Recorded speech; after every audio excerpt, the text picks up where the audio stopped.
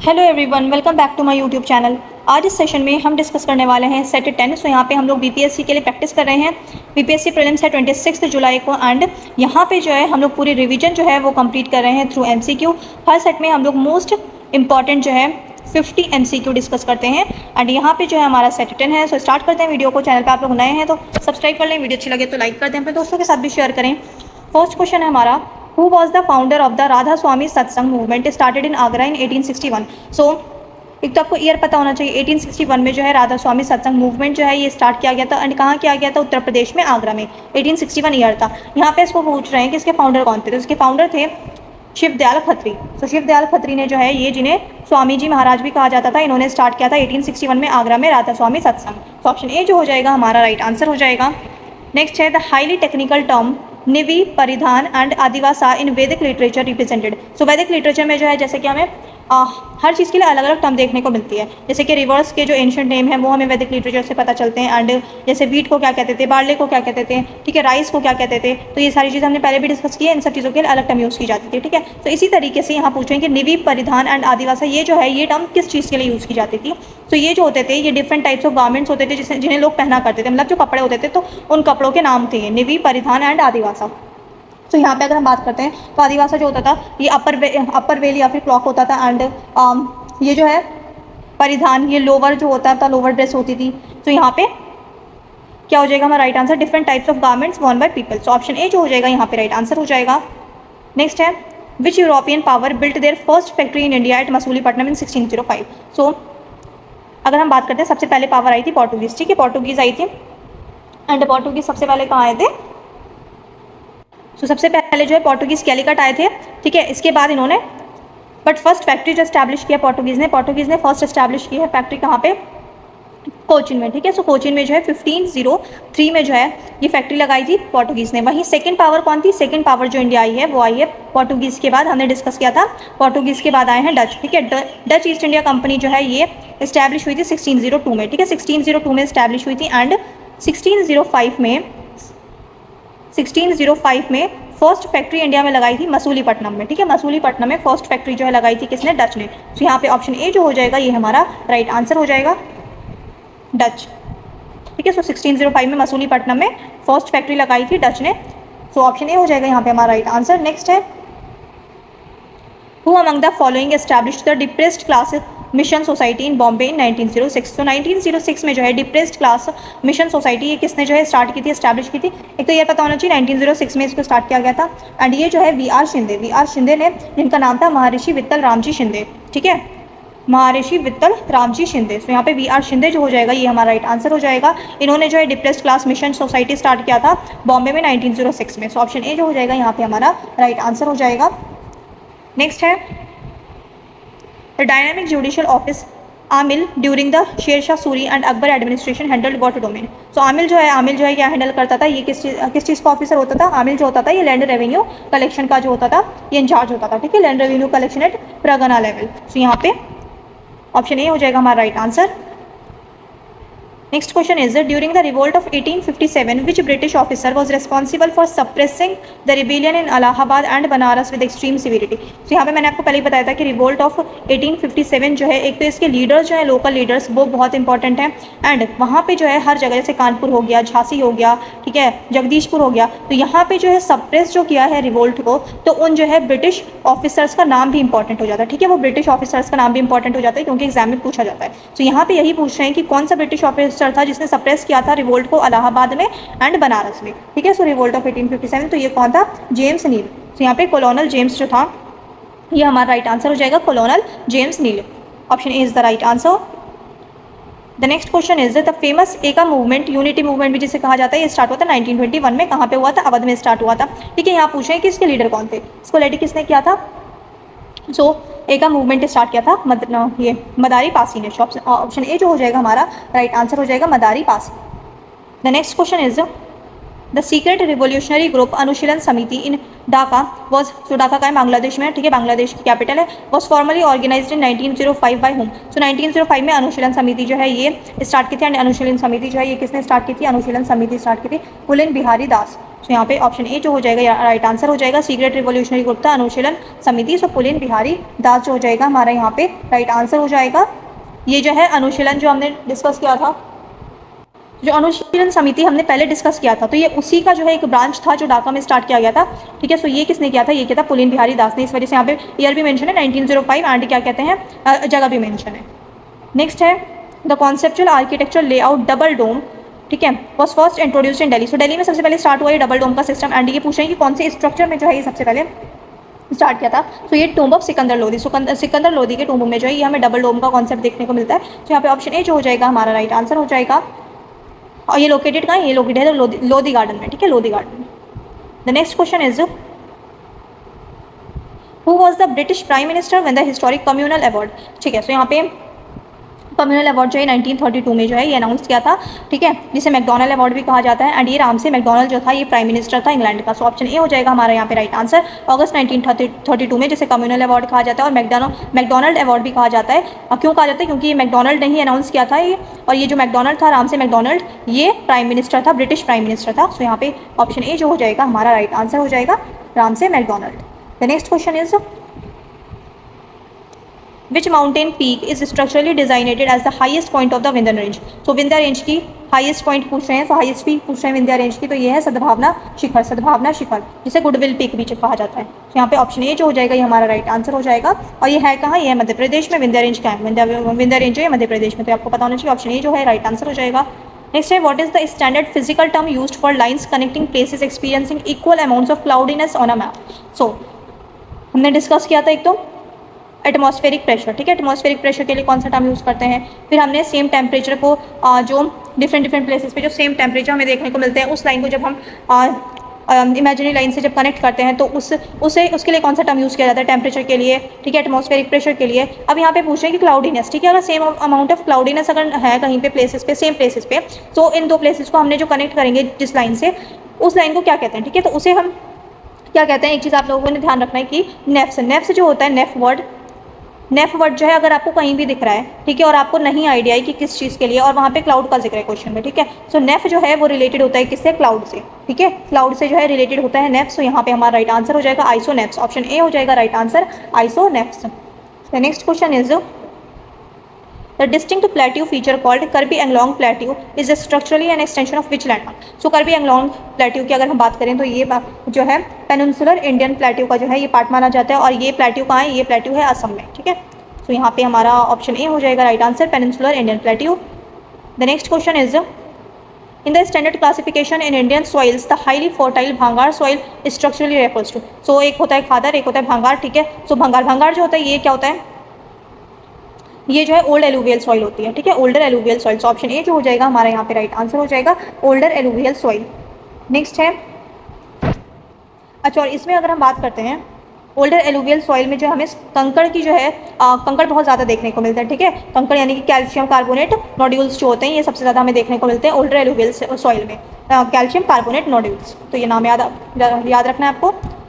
Next है the Ghat Prabha, Mala Prabha, Tungabhadra and Bhima, ठीक है। सो ये जो है ये प्रोमिनेंट ट्रिब्यूटरीज कौन सी रिवर की है, तो रिवर सिस्टम पूरा बहुत इंपॉर्टेंट है, बहुत ज़्यादा हर बार क्वेश्चन पूछे जाते हैं, हर एग्जाम में क्वेश्चन पूछे जाते हैं। तो यहाँ पे घाट प्रभा, माला प्रभा, तुंगभद्रा, भीमा। तो भीमा जो है ये सबसे लार्जेस्ट ट्रिब्यूटरी किसकी, कृष्णा रिवर की, ठीक है, कृष्णा रिवर की। तो यहाँ पे हमारा राइट आंसर क्या हो जाएगा, Krishna river. So option A जो हो जाएगा हमारा राइट आंसर हो जाएगा।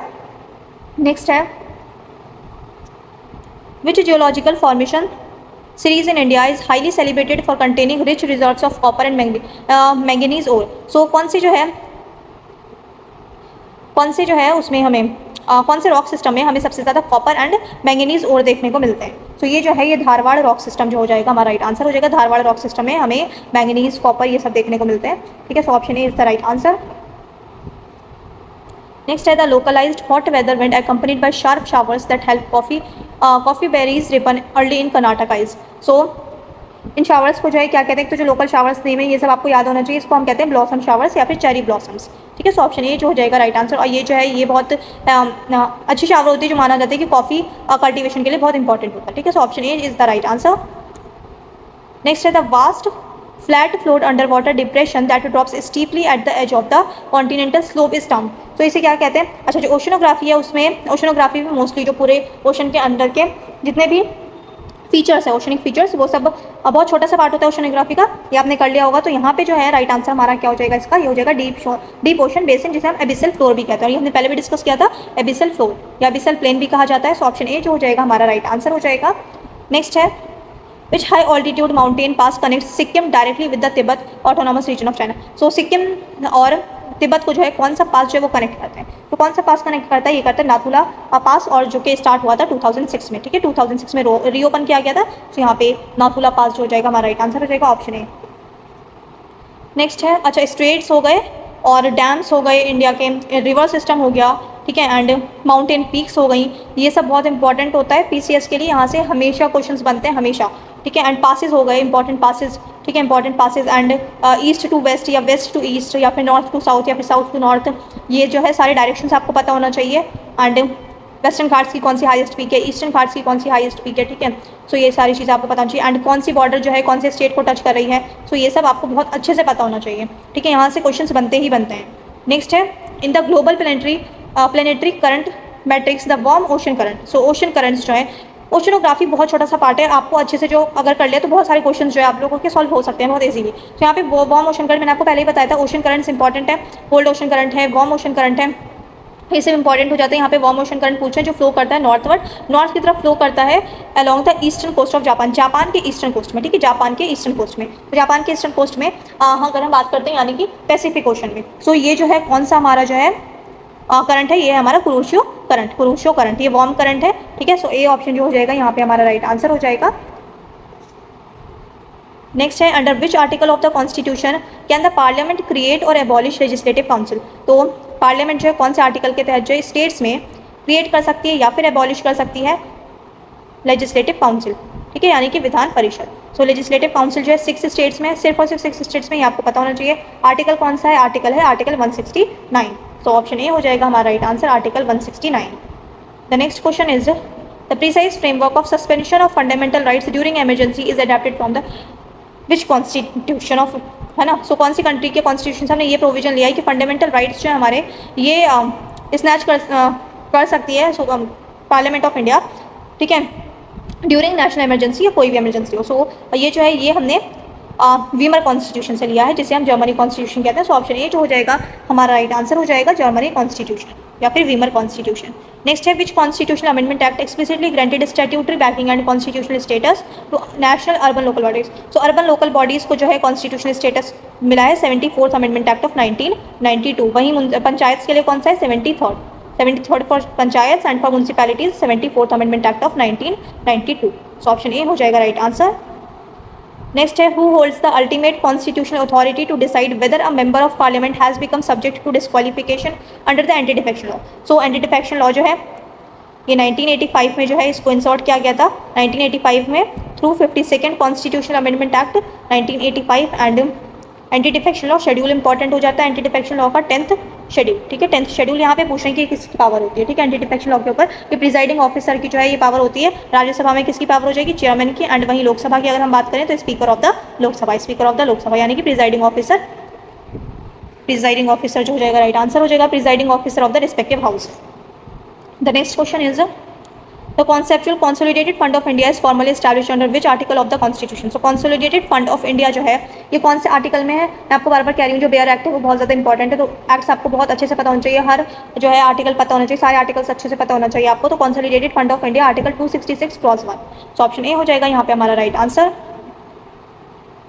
नेक्स्ट है what is the minimum standard quorum required to hold a functional meeting of either house of parliament. तो मैंने आपको पहले ही बताया कितना चाहिए होता है, 1/10 कोरम होना चाहिए, 1/10 कोरम, ठीक है। तो यहाँ पे 1/10 of the total membership. So option A is the right answer, 1/10 of the total membership of the house. The next question is the judicial writ of certiorari is issued by a higher court to a lower court or tribunal too. So writ of certiorari में क्या होता है, ये जो है ये जो order दे दिया, मतलब जो जजमेंट दे दी है लोअर कोर्ट्स ने, उसको जो है क्वाइश कर देता है, मतलब कैंसिल कर देता है हायर कोर्ट्स जो होती हैं। सो रेट ऑफ सर्चुलरी क्या होता है, quash an order pass by it due to lack of jurisdiction और error of law. Option A जो हो जाएगा हमारा यहाँ पे राइट आंसर हो जाएगा। एंड जो हायर कोर्ट होती है, एक तो ये लोअर कोर्ट के लिए भी सर्चुलरी इशू कर सकती है, ठीक है, लोअर कोर्ट के लिए भी, ट्राइब्यूनल्स के लिए भी, ठीक है। तो यहाँ पे option A is the right answer. Next है the Balwant Rai Mehta committee 1957 was originally appointed to evaluate the working of। So Balwant Rai Mehta committee, committees के ईयर पता होना चाहिए आपको, क्रोनोलॉजी में आता ही ये क्वेश्चन। सो 1957 में बलवंत राय मेहता कमेटी, और ये किसके लिए थी बलवंत राय मेहता कमेटी, ये था कम्युनिटी डेवलपमेंट प्रोग्राम को इवेलुएट करने के लिए। सो ऑप्शन ए हो जाएगा हमारा right answer, community development programme. The next question is the ultimate authority to interpret the constitution of India rests permanently with. So constitution को इंटरप्रेट करने का जो है ये काम किसका है, ये सुप्रीम कोर्ट ऑफ इंडिया का है। सो ऑप्शन ए हो जाएगा हमारा right answer. Who is the first law officer of the government of India holding the right of audience in all courts across the territory. So first law officer कौन होता है, attorney general of India. So attorney general for India is the right answer. Option A हो जाएगा हमारा right answer, attorney general for India. The next question is which chemical compound is widely applied as a coagulant to purify muddy water को purify करने के लिए by settling suspended particles। तो क्या use किया जाता है, सो एलम जो है वो यूज़ किया जाता है। सो यहाँ पे पोटैश एलम जो हो जाएगा हमारा राइट आंसर हो जाएगा। Next question is the dynamic deficiency of which fat soluble vitamin sharply hinders the clotting of blood causing prolonged bleeding. So यहाँ पे ये किस विटामिन की कमी से होता है, सो ये होता है हमें विटामिन के की कमी से। So option is the right answer, vitamin K. The next question is what specific physical phenomena explains why an or stick immersed obliquely in water appears bent at the surface। so किसकी वजह से होता है, सो refraction. क्या होता है, refraction. So option A is the right answer. Next है the optimal function pH scale of normal human saliva during active digestion shifts around. तो ये कितने इसमें होता है, 6.2 to 7.6। तो ए जो हो जाएगा राइट आंसर हो जाएगा हमारा। नेक्स्ट है what is the commercial and industrial chemical name given to the popular household plastic known as bakelite। so phenol formaldehyde resin कहा जाता है इसको। सो ऑप्शन ए हो जाएगा हमारा राइट आंसर। नेक्स्ट है which specialized endocrine gland is popularly termed the master gland because it controls the secretion of other endocrine glands। so ये है हमारा pituitary gland। so option A is the right answer। Next है the radioactive isotope iodine 131 is extensively used in medical diagnostic to evaluate the treat thyroid gland disorders and hyperthyroidism. So यहाँ पे option ए हमारा right answer हो जाएगा। Next है what type of optical lens is universally prescribed by ophthalmologists in correct the eye defect known as myopia और near sightedness. तो ये होता है concave lens. So option A जो हो जाएगा राइट आंसर हो जाएगा concave lens. The next question is the critical biochemical process Krebs cycle, citric acid cycle जिसे कहा जाता है, occurs inside which part of a cell। तो ये किस पार्ट में होता है, सेल के होता है माइटोकॉन्ड्रियल मैट्रिक्स में। सो option A is the right answer. Next है which gas is the most primary constituent of biogas making it clean and combustible। So methane हो जाएगा हमारा राइट आंसर। मीथेन 55 to 75% होता है, ठीक है, 75% तक होता है, 55 से 75% तक।